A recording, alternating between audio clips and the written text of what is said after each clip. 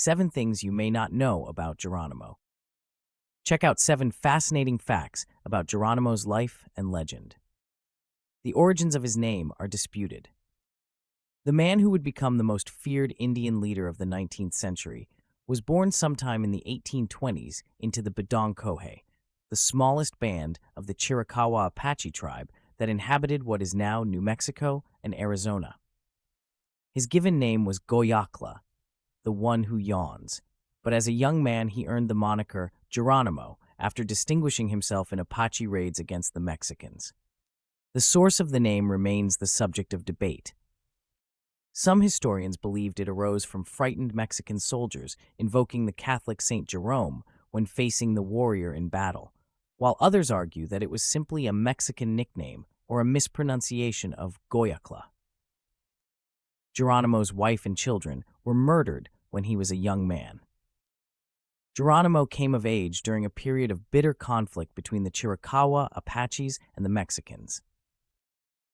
In response to the Apaches' penchant for staging raids to gather horses and provisions, the Mexican government had begun ambushing Apache settlements and offering lucrative bounties for their scalps. In 1851, while Geronimo and several other warriors were in the town of Llanos on a trading mission, Colonel Jose Maria Carrasco and a detachment of around 400 Mexican soldiers ransacked his Bedonko encampment and slaughtered many of its inhabitants. When Geronimo returned later that night, he was shocked to find that his mother, his wife, and his 3 young children had all been murdered. "I had lost all," he said in his autobiography. Loathing the massacre, Geronimo swore vengeance against Mexicans and led a series of bloody raids on its soldiers and settlements.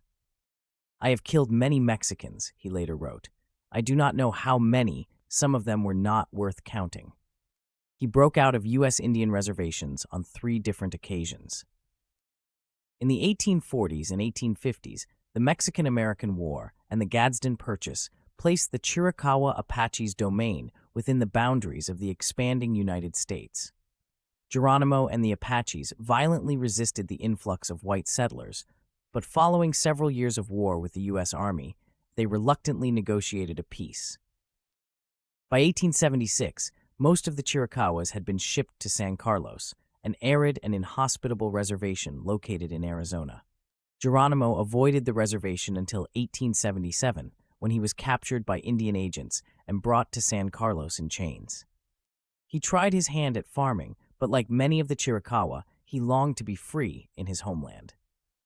Geronimo and his allies would eventually stage 3 escapes from the reservation between 1878 and 1885. Each time, the Apaches fled south and disappeared into the mountains, only resurfacing to conduct marauding expeditions on both sides of the U.S.-Mexico border. During his second breakout in 1882, Geronimo even staged a daring raid on the Apache reservation and forced several hundred Chiricahuas to join his band, some of them at gunpoint.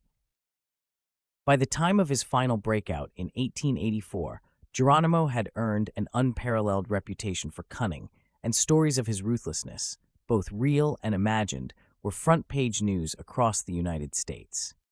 Geronimo's followers credited him with supernatural powers.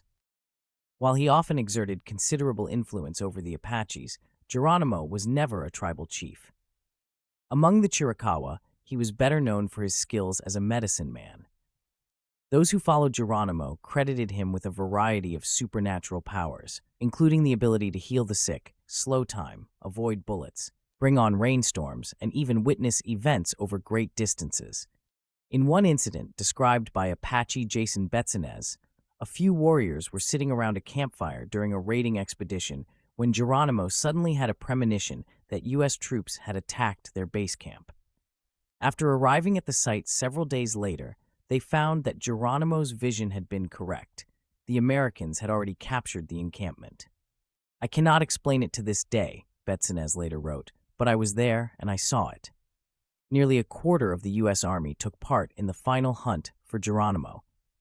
On May 17, 1885, Geronimo and some 135 Apache men, women, and children took flight from their reservation for the final time. The famed warrior was then in his 60s, but he remained as determined as ever, often pushing his group to cover as much as 70 miles per day to avoid the American cavalry and Apache scouts on their trail. Over the next several months, Geronimo's fugitives raided countless Mexican and American in settlement, killing several civilians. They nearly surrendered in March 1886, but Geronimo and 40 followers reneged on the agreement at the last minute and escaped under cover darkness. Soon, the Indians were being pursued by 5,000 U.S. soldiers, nearly a quarter of the standing army, as well as some 3,000 Mexicans. Geronimo was able to elude both forces for over 5 months, but by August, he and his followers had grown weary of life on the run. On September 4, 1886, he finally gave himself up to Lieutenant Charles Gatewood at Skeleton Canyon, Arizona. He spent the last 23 years of his life as a prisoner of war. Following their surrender, Geronimo and the Chiricahuas, including the Apache Army scouts that had helped catch him, were condemned to manual labor at army camps in Florida. The Indians were later moved to Mount Vernon Barracks, Alabama, and then Fort Sill, Oklahoma, but despite their repeated pleas for a reservation in the West, they remained prisoners of war for the rest of Geronimo's life. As the years passed, Geronimo busied himself with farming and cashed in on his growing celebrity by selling autographs and peddling walking sticks, bows, and other items to American tourists. His captors also granted him permission to appear in occasional World's Fairs and Wild West shows, where he was often billed as the Apache Terror and the Tiger of the Human Race. Geronimo was the longest prisoner of war in U.S. history. Geronimo participated in Theodore Roosevelt's presidential inauguration. Geronimo's most famous public appearance came on March 4, 1905, when he took part in President Theodore Roosevelt's inaugural parade in Washington, D.C. Flanked by 5 other Indian leaders, the elderly warrior rode a pony down Pennsylvania Avenue, eliciting cries of "Hooray for Geronimo!" from spectators. 5 days later, the Indians got a chance to speak to Roosevelt in person at the White House. Geronimo, still a prisoner of war, took the opportunity to plead with the president to send the Chiricahuas back to their native lands in the West. "I pray you to cut the ropes and make me free," he said. By then, nearly 20 years had passed since Geronimo's surrender, but Roosevelt turned down the request out of fear that war would once again break out if the Apaches returned home. The federal government wouldn't free the Chiricahuas until 1913, 4 years after Geronimo's 1909 death from pneumonia. Thank you for watching and listening.